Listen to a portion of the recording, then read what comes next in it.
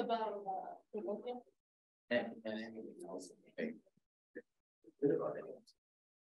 yeah. I'll touch base on that. Yeah, mine's been on my dad.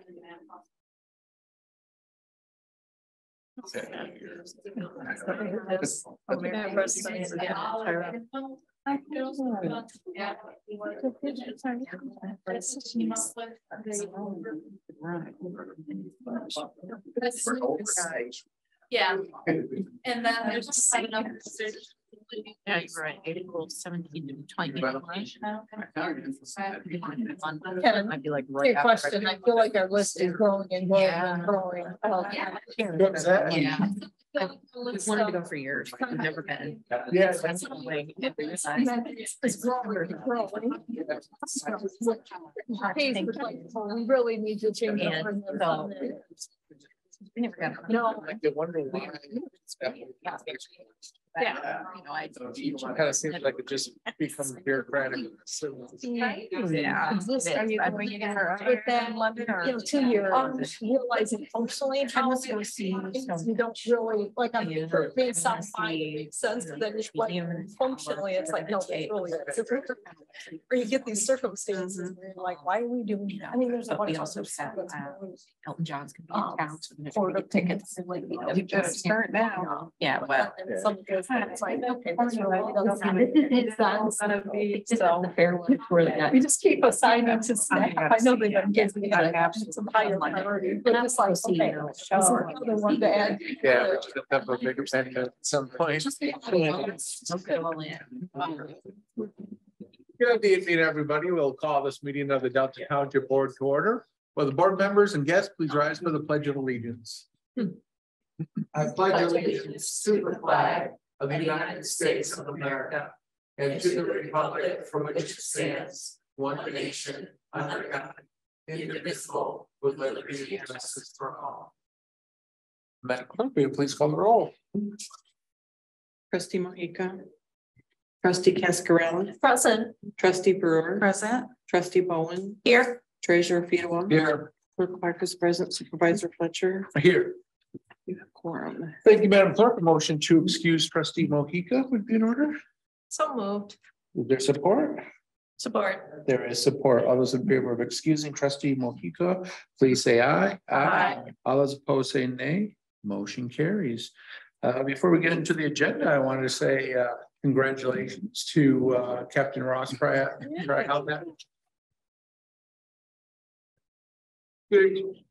You can tell I've been around for a while when, there's been like 4 lieutenants so far that's been promoted to captain since I've been here. So it's great to see you get promoted. We're sorry to see you leave Delta Patrol, but you obviously will still be a big part of the Delta or the Eaton County Sheriff's Department. So we'll continue to work with you, but it's been great having you as the head of the Delta Patrol for all these years. I appreciate it. Thank you very much. I've enjoyed every minute of it. So I will make sure, you're going to get another great lieutenant here. So. Great. Absolutely. Thank you. Good to hear. Well, good luck with the new position. Next, we'll have a special presentation to update on the groundwater survey. So we have some special presenters. So welcome this evening. Glad to have you here and anxious to see these results. Yes, definitely.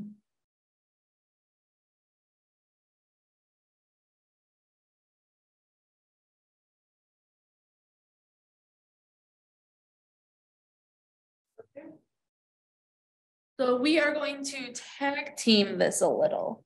Thank you so much for having us back.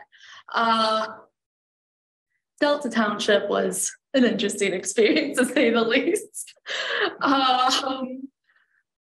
We came to you guys wanting to sample. We're hoping to do a student run interaction as well, but we just had a lot of really unique experiences with a lot of the well owners in Delta. So we ended up just being our group rather than hiring a student. So that kind of changed things a little bit. A few things I want to point out before we really get into the full presentation. I don't know if Rick did end up sharing the entire report with you guys, but in there were like a few interesting tidbits with E. coli and total back T testing positive. There were some interesting situations that we dealt with working with homeowners to make sure that that was in there. We're not going to touch base on those today because they were very unique, and we think there was other situations coming to that rather than just what your guys' groundwater is. Additionally, in the slides that you guys have, there will be some repeats from the last time we saw you. This is because we are currently working on trying to get just updates for the entire region on those.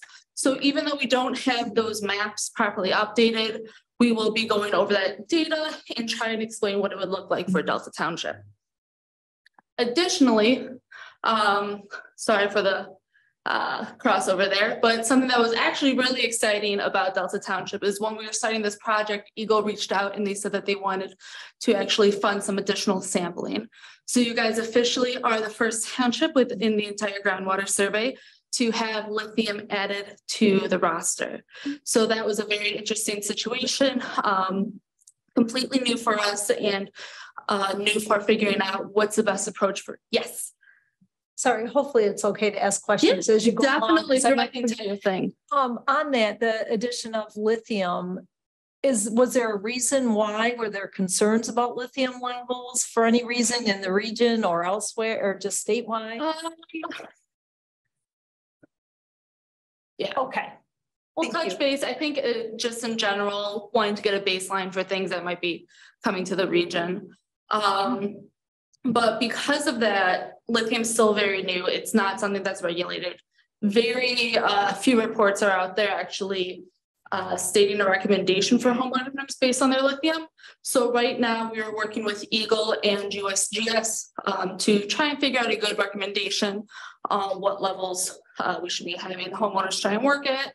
And if that recommendation is below what the homeowners do have, we will then reach out again and let them know for those updates. So I'm happy to say you guys have officially been added to our ever-growing list of supporters of the project. So thank you very, very much. And again, this is our goal for future maps. So for heat maps and just combining everything to really get a good say of that.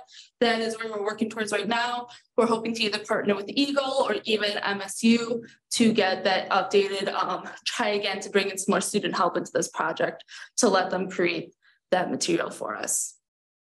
So on to the results. Like I said, you guys were a little interesting for us throughout the summer to sample.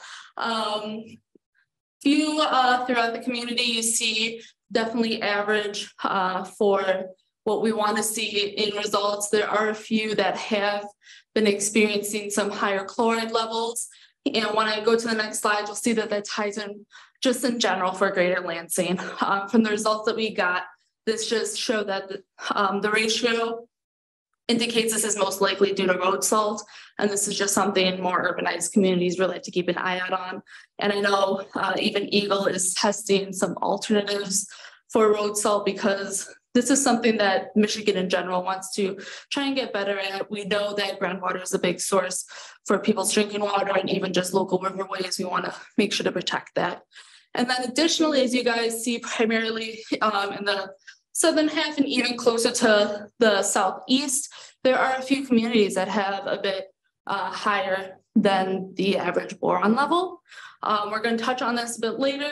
This is actually really interesting. It kind of ties in a little to the relationships we saw on the Williamson area. And so seeing that over here and on the other side of Ingham County was a very unique experience to see, and it's actually kind of testing some of our hypotheses on what the makeup of the region's bedrock does to our aquifer system.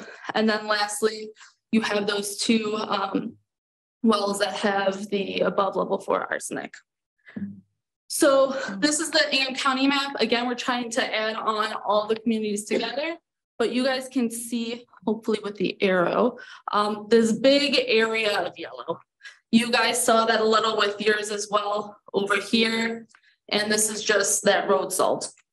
And so that's just a big general trend that we continue to see in the urbanized areas and closer to the highway exits and things like that. Obviously, we need to prioritize safety of transportation and also making sure like those trucks are able to take those turns and things like that, as well as making sure residents are safe. But again, it's just something we want to keep an eye on and make sure that things are going solid. But to get into the nitty gritty, I'm going to let Gary take over and then we'll wrap it up near the end.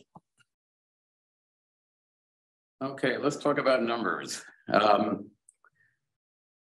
What we did when we finished up Ingham County, one of the main things we're trying to look at is seeing how groundwater changes over time.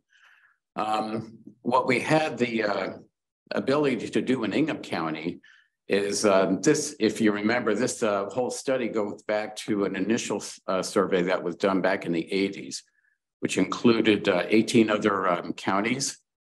And Ingham County happened to be one of those counties. And the whole idea of the original survey was to test the wells every 10 years to see how groundwater quality was going to change.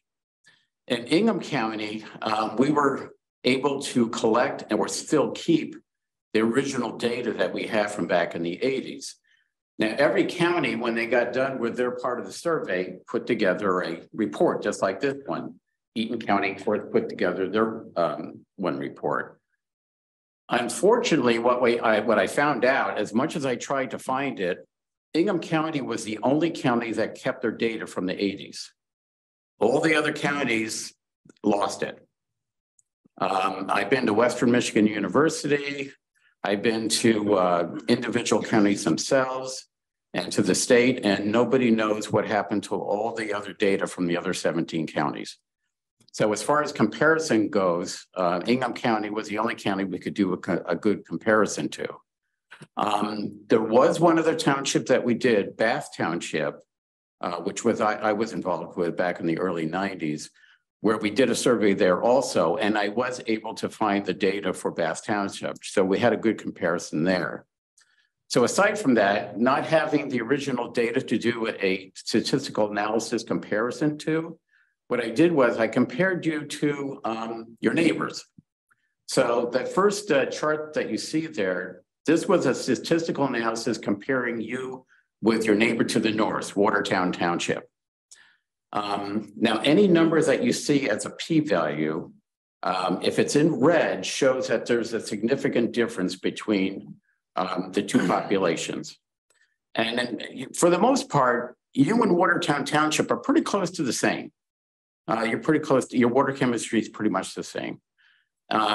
Why potassium is a bit higher in your area, I'm not quite sure, but the only thing we saw real differences is in the potassium levels. However, when we compare you to the Lansing area, we see a lot of differences. And there's probably some good reasons for that, but one, of course, is that you'll see that their chloride levels are actually quite a bit higher than yours. And my guess is they probably do more road salting in the Lansing area than probably here, would be my guess. One thing I should point out too, the reason why we're assuming that this is from road salting, U.S. Geological Survey asked us to include bromide with our chloride testing. And what you do is you look at the ratio between the two and it tells you exactly where it's coming from. Like, is the chloride coming from septic tanks, from landfills, or from some other source? And the ratio pointed directly to road salting, which makes sense. We've been road salting our roads for quite a long time. But in Lansing particularly, you'll see that the difference in your chloride levels and theirs is quite a bit higher. Which, along with that, their water hardness is also quite a bit higher. Calcium magnesium is quite a bit higher. So their water is, for the most part, quite a bit harder than your water. So that was some important differences there. I guess to move this, do I just hit the arrows here? Yeah. Okay. Now, as far as major drinking water standards, for the most part, all your, what the good news here is that all your levels were well within the drinking water standards that have been established by the EPA, so that's some good news. One thing we did find, and we found it also in your township, but particularly where we had data to look at from the past, we found that the arsenic levels have actually dropped in our groundwater. You did have 2 wells that had arsenic levels slightly above the drinking water standard of 10, but for the most part, Ingham County, Bath Township, Delta Township, Watertown Township, arsenic levels have actually dropped, and we have a theory about why that is so. When they drill a well, they use a bentonite material for drilling fluid, and they actually grout the wells with bentonite clay. Well, bentonite has quite a bit of arsenic in it, and what we were speculating is that when you get a new well drilled, some of that bentonite material still hangs up in the well, actually for several years. So until that well actually flushes itself out of the bentonite material still hanging up in there, we saw initially some elevated arsenic levels. Now the arsenic has dropped out quite a bit. So that kind of was an important thing to see, particularly when trying to advise people who are having a new well drilled, that if you do get the well sampled for arsenic, you either have to filter the sample before they run it, or just try to flush the hell out of it before you take your sample. So that was kind of an important thing to see. Aside from that, again, all the other levels for the metals all were within the drinking water standards. So that was, a pretty good thing to see. A couple of concerns, and just to point out, these aren't pictures exactly from Delta Township, but pictures from the survey in general. A couple of things that we still have concerns about, of course, road salting, we already talked about. Some of the salt that we could possibly be seeing is also how people are discharging their water softeners. If you have a water softener and that water softener regenerates itself, usually 2 or 3 times in a week, that wastewater from the softener has to go somewhere. And we have found that some people are discharging their wastewater from their softeners too close to the well. So that was another thing which, in working with some of the water treatment companies like Culligan and Wolf Rain, it's something that I think we need to look at and when we install a water softener, where to discharge that wastewater to. Some homeowners, it's amazing too how education here is kind of an important part of the project and trying to teach homeowners more about their well and how to take care of it. We find that homeowners sometimes some homeowners don't even know where their well is. And, yeah, taking care of wells. One thing that, particularly if they're not watching out for the condition of their well casing or their well cap, insects love wells. And if your well cap is loose, or if your casing's been damaged some, and insects can get in there, they will just love to live there. And we had one well, I remember it was in Allerton Township. We kept on getting a bad bacterial sample back. We didn't know why. So I had a well driller come and they actually pulled the pump out, and the whole well was just loaded with insects, which of course kind of freaked the homeowner out. But in any case, yeah, we had to super chlorinate the well, clean it all up, and we got a good back tea then. But yeah, insects just love wells. Yes. Just taking a step back on the water softeners, you mentioned some of those are discharging too close, or that discharge is being released too close to the wells. What is the impact of that? Is it in sodium levels? Is it in the chloride levels? It's actually in everything. It's kind of ugly, actually. When your water softener is working properly, it's taking calcium, magnesium, some iron out of the water, and of course exchanging it for sodium. Well, that wastewater becomes a component of everything together: calcium, magnesium, iron, sodium, potassium, chloride, everything. So it's really ugly, briny kind of wastewater. So what happens is if they discharge it too close to the well, it eventually finds its well back down the well. And what they're doing is just basically recycling all that crap back into the water system. Okay. And then they wonder, boy, our water softener can't seem to keep up. So it's a kind of a gradual bad thing that happens there. What I usually recommend is to try to find a location at least 50 to 75 feet away from the well and discharge that the wastewater line to basically what I call a dry well. It's basically a pit that you fill with stone and discharge that line there. The other option, interestingly enough, is actually discharge it to a road ditch that, it basically, rainwater will basically dilute it. It's not the best solution, but some people have discharged it to a road ditch as another option. So, the other, of course, thing that we're always concerned about is there's a lot of unabandoned wells out there. Particularly in areas where people have hooked up to city water that have had wells for such a long time. I would say, like in some areas where I've seen new, older subdivisions which had wells before, it's amazing how many, if you drive through them, how many wells you still see out there that haven't been abandoned properly. The state law does allow a homeowner to keep that well as long as it's working properly for irrigation, but if you were to talk to, I mean, nine times out of 10, most homeowners aren't using it for irrigation either. They're just sitting there.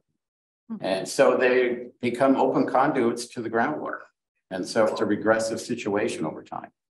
So that's, of course, another concern that we've got. Okay, let's talk about the boron thing. You're probably well aware, of course, boron is a bit of a concern because of the Board of Water and Light fly ash site. Boron has been a thing that we have been sampling at the beginning of this survey in the 80s and even up to now. The interesting thing about boron, for the most part, it's controlled primarily by our bedrock material. Now, the reason I say that is when we initially sampled back in the 80s, Western Michigan University told us to look especially in the Williamston area. In Ingham County, because we were finding that a lot of wells there had exceptionally high levels of boron.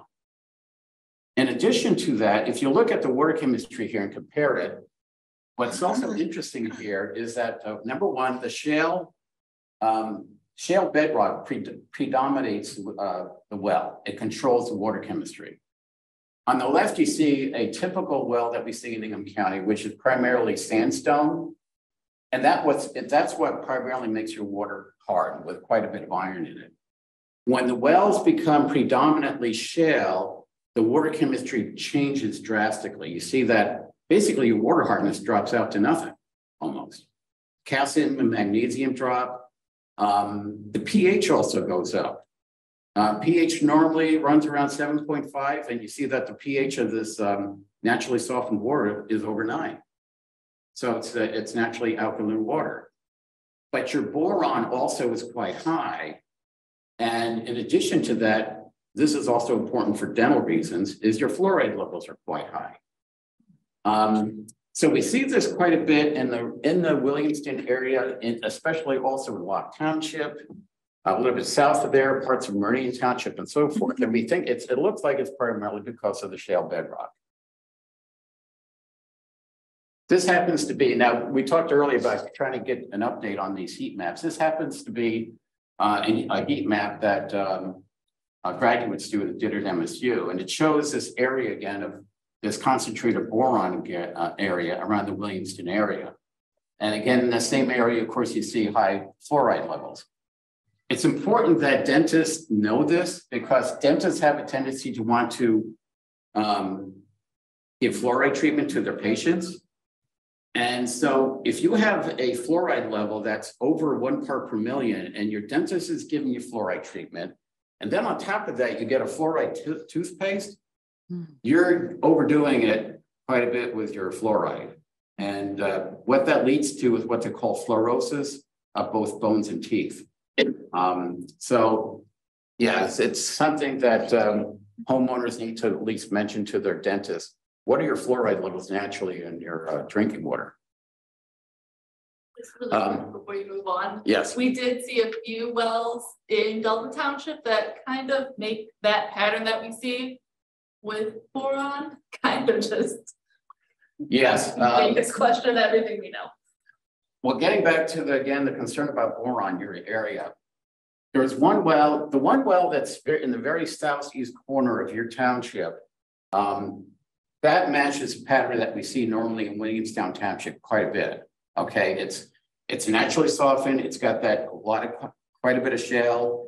But it's also quite high in boron. Now, just when I think I got it all figured out, we started seeing another anomaly.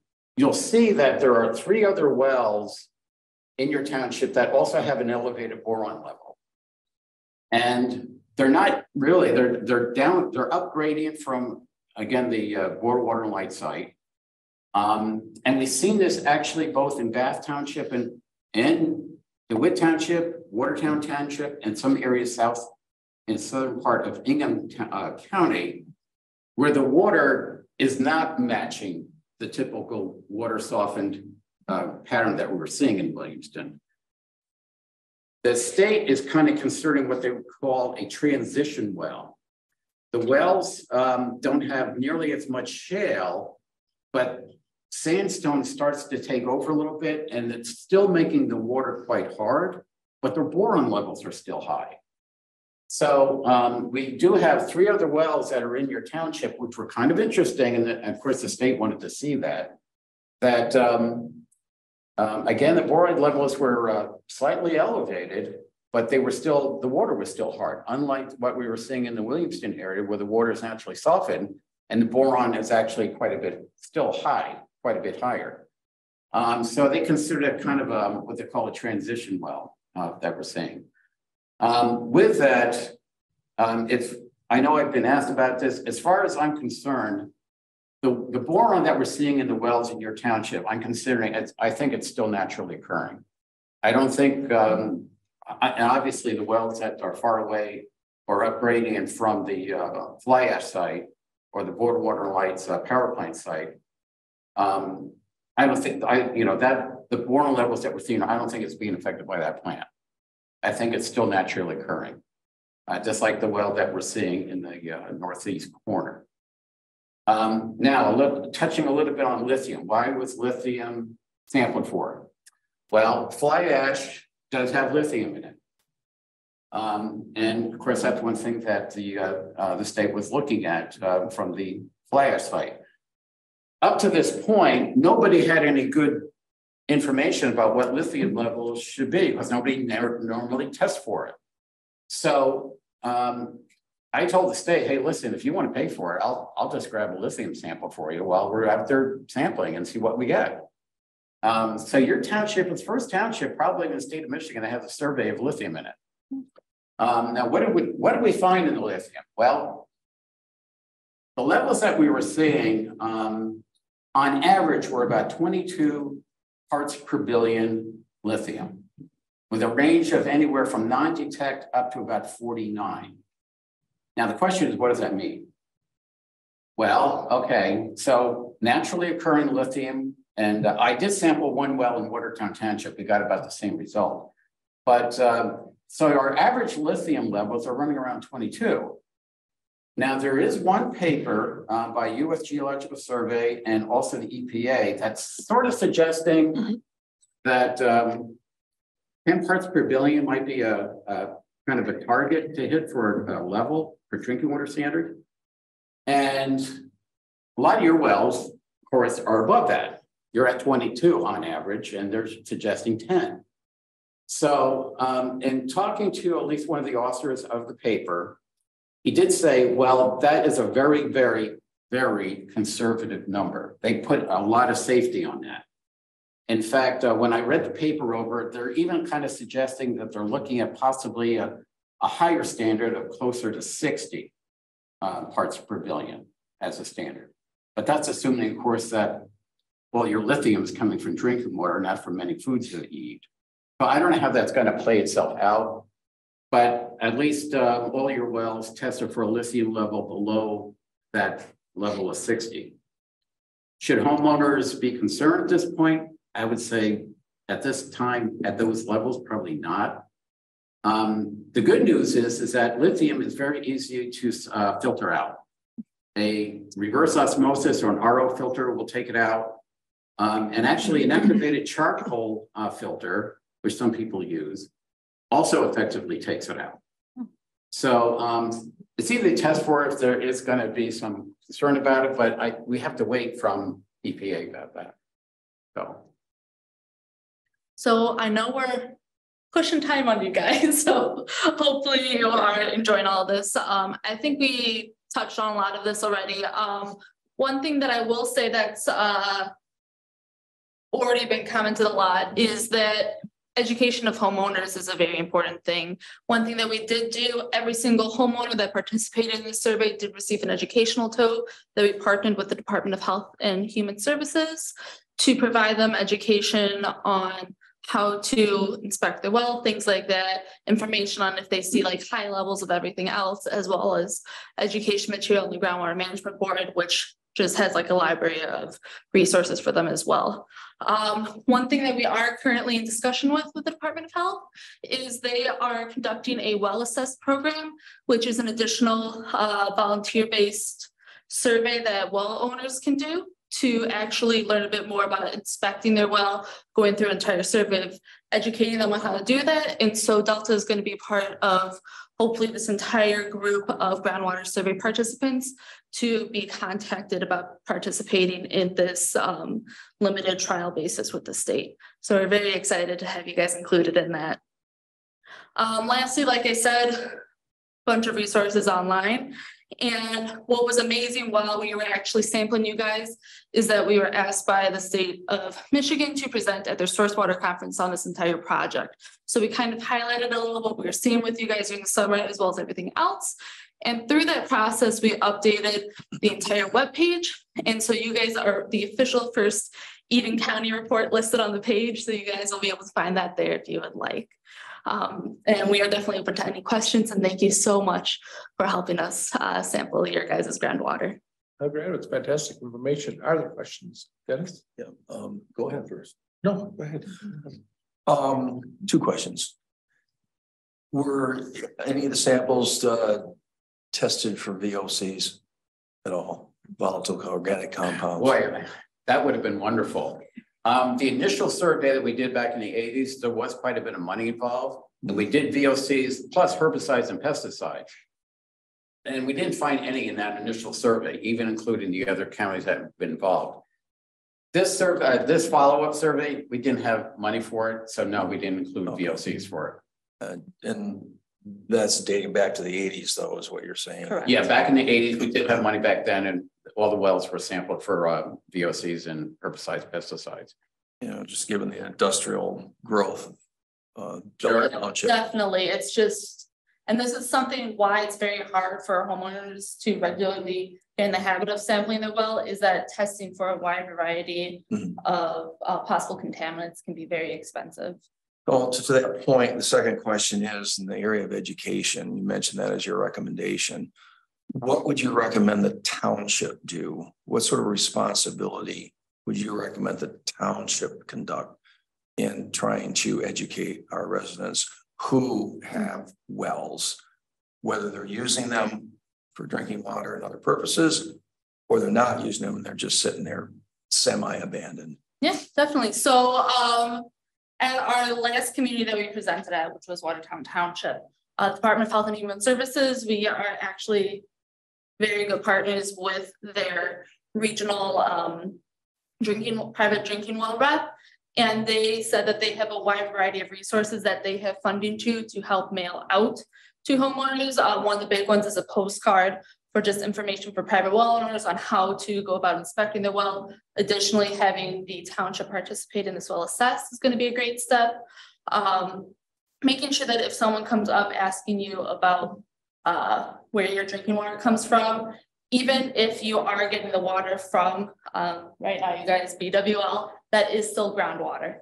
And so making sure that they understand where their drinking water comes from, even simple things of promoting, reducing the amount of salt that they put on their sidewalk can help, promoting the usage of car washes can also help just reduce the amount of stuff going into the environment. You guys are already a part of the Groundwater Management Board, which pushes education for that. And then you are also part of the Greater Lansing Area Committee on Stormwater, where a lot of their initiatives, it ties in with the MS4 program, do also help to protect our groundwater resources. Thank you. I think you have a pretty active program too for trying to address abandoned wells, from what I understand. Our own. Yeah. I'm pretty sure you guys have a incentive for abandoning wells. It's one of the actual few communities in the region that has it. We're actually, this has been something that's coming up at GMB. Some communities, like your neighbors in Meridian Township, are battling with this. And your example of helping to incentivize covering a part of that cost for abandoning the well is one of the examples that we're looking at for a regional approach. Right. Okay. Very good. Thank you. Mary, you had a question. Rick, do we know how many or what percentage of our residents have wells? I know the majority of everybody north of the river, except close to Waverly. 23,000.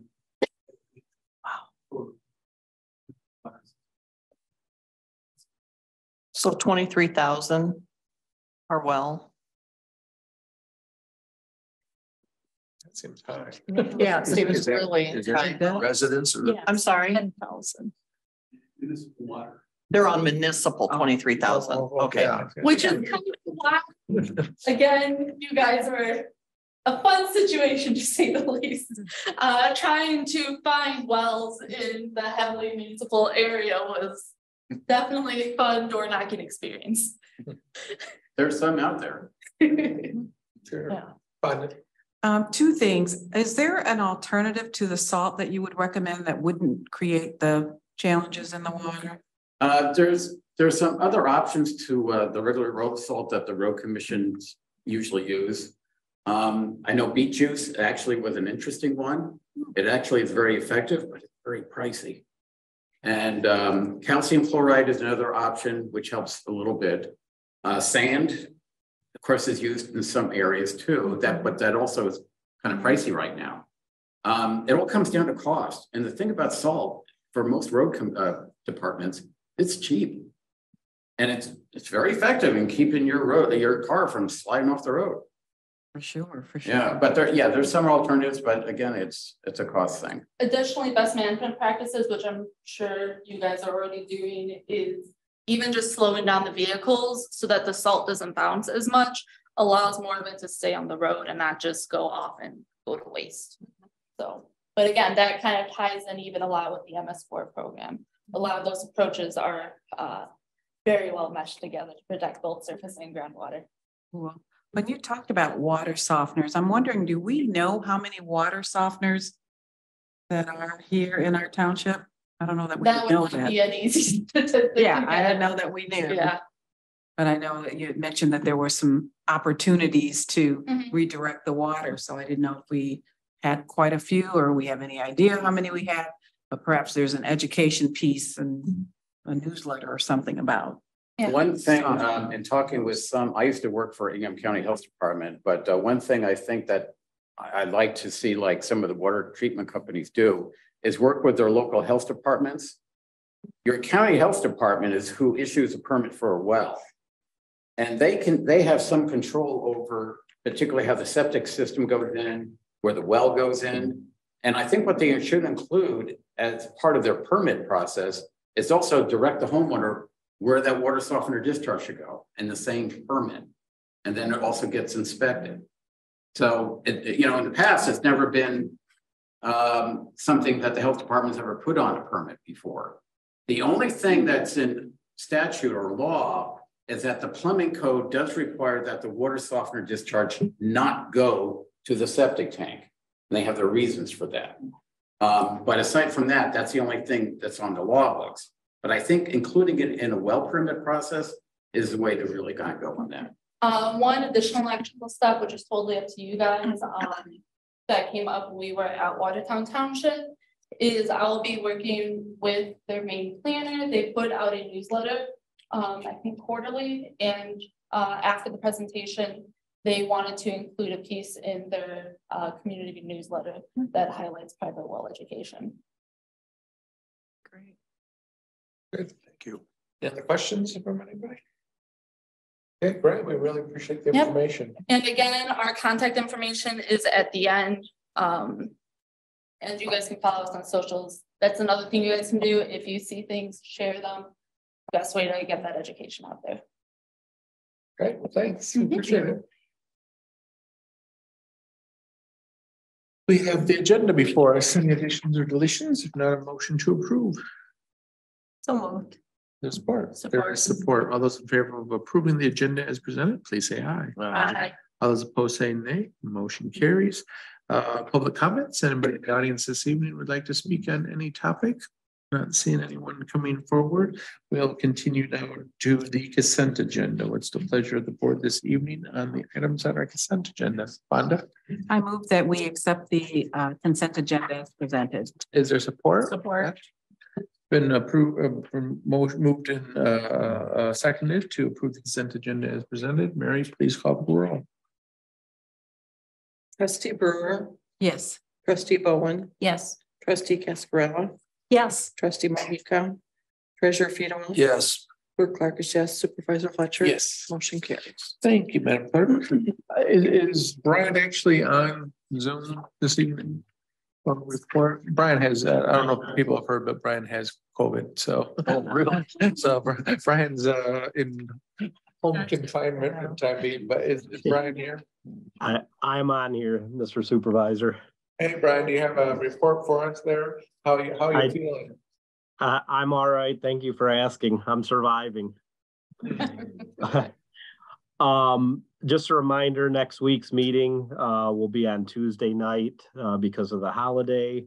Thank you for getting back with Mary on tickets for the MLK luncheon.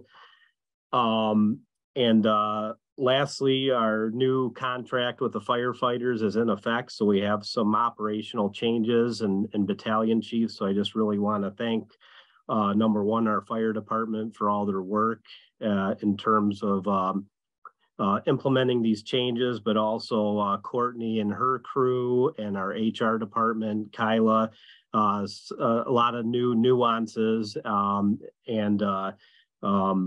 you know, always little speed bumps, but I appreciate everybody's cooperation and working together to provide better public safety for our residents. With that said, I'll be happy to answer any questions. Anybody have any questions for Brian tonight? Okay, well, great. Thanks, Brian. Try to get better. Thank you. I move to the committee, the whole portion, and first up is a discussion on the public safety building, the substation discussion. We have folks from the Crispin team here this evening. So Amy, would you like to lead your team there on the recommendations you may have had? I know you've had conversations with the members of the board on what you recommend we do to move forward. Okay, great. Thank you. Can you hear me okay? Mm-hmm. Okay, great. Amy Scobie, as Supervisor Fletcher said, I'm with the Crispin Company, and I have my colleague Rob Crow, who many of you have met, all of you I think have met, and also Brett Gillespie, who is our bond services manager at Crispin.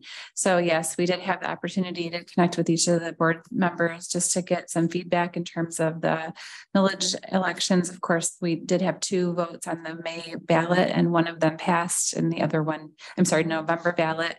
One of them passed and the other one didn't. The millage to increase operational funding did pass. The millage to provide funding for the sheriff's substation did not pass. It was narrowly defeated at 46%. And so one of the things that we do at Crispin as part of our services as the construction manager is help support the municipalities that we serve in just understanding what happened with elections and to be supportive and moving forward with the right approach, whether that means going forward with the millage proposal as it was originally just developed, whether it means making changes to it.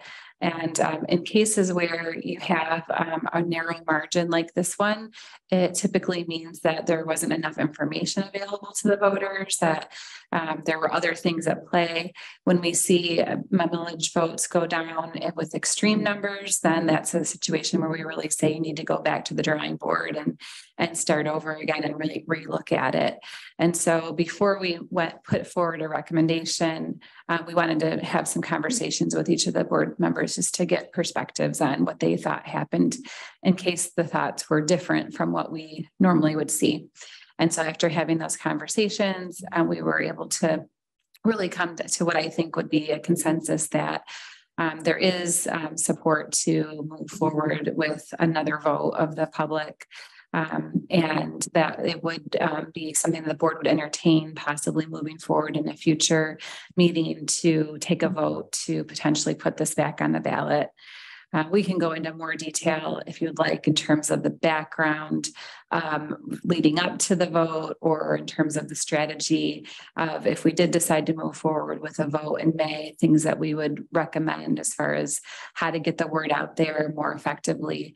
But that's really kind of the context and the background as far as leading up to today.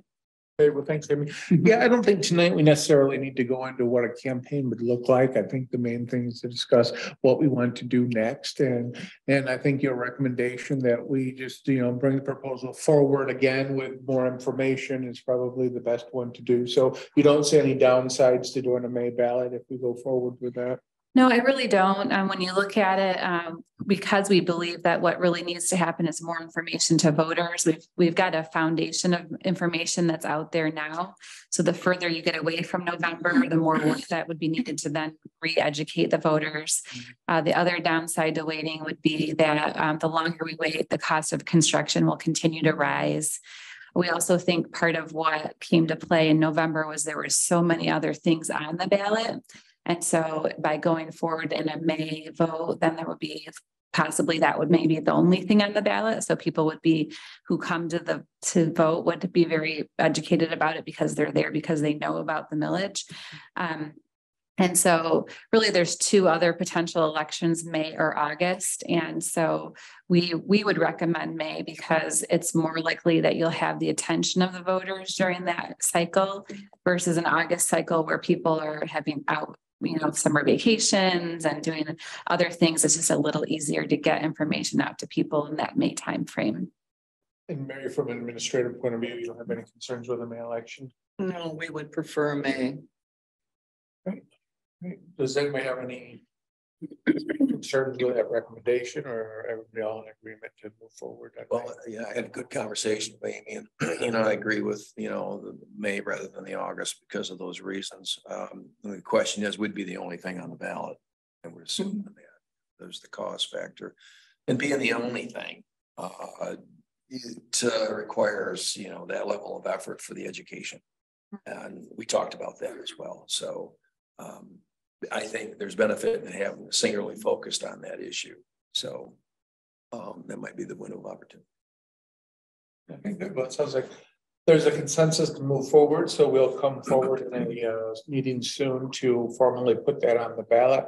And we look forward to working with you guys along with staff to put together that campaign plan so we can have a much more aggressive effort there to educate and inform the public to hopefully get them all informed so they'll turn out in May to vote for it this time around. So we certainly appreciate the work and everything that you put into this so far. Thank you. I just want to remind everyone that the deadline for the May ballot is February 9th.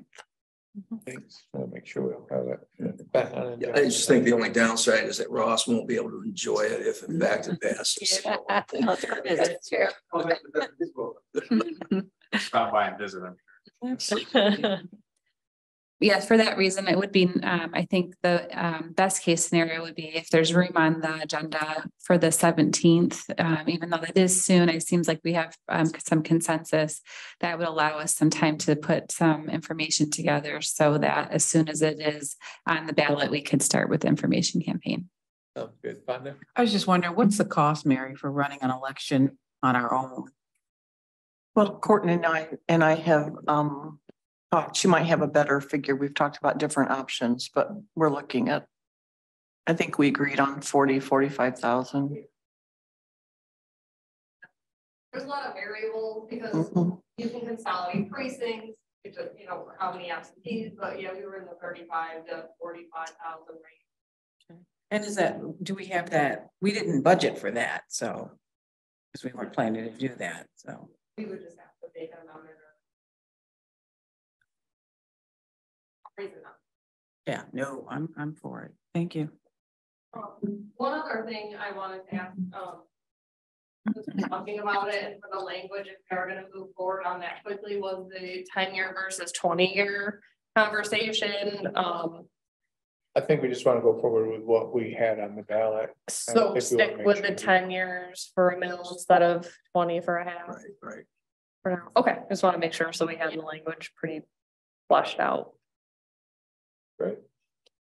Thank you, guys. We appreciate it. Look forward to continuing to work together with you guys as we move forward and hopefully keep our fingers crossed, get this passed in May and then begin the construction process for the building. Okay, thank you very much. Thank you. Thanks, Amy. Next up is the discussion on the 2023 Eaton County Road Millage Program. Ernie, is that you that's presenting that?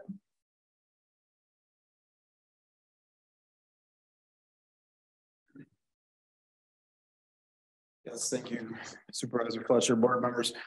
Tonight's just the introduction. The plan is out for public comment right now. So we've shared the map and the listing of streets with you all. It's overwhelmingly residential areas. I did note that they had included several of the ones that we kind of pointed out last year. And actually Clark Road's been on kind of the radar for a couple of years. So they did pick up Clark Road. My staff will be out in about the next couple of weeks driving the streets that they have on their list. We'll flag anything that we normally flag to them and come back to you, I think the first meeting in February with kind of our observations and things we may want to point out back to the road commission for the public comment period ends in the middle of February. So right now it's just for information. We'll come back together in a couple of weeks and tell you what we saw. And certainly if you have concerns, voice those, let the manager's office or my office know, and we'll incorporate those in our review. So great. Any questions for any of that? Thank you. Thank you. Appreciate it. That concludes any final comments by anybody on the board? Any final public comment from the audience? We'll see no one coming forward and seeing no further business before us. We are adjourned.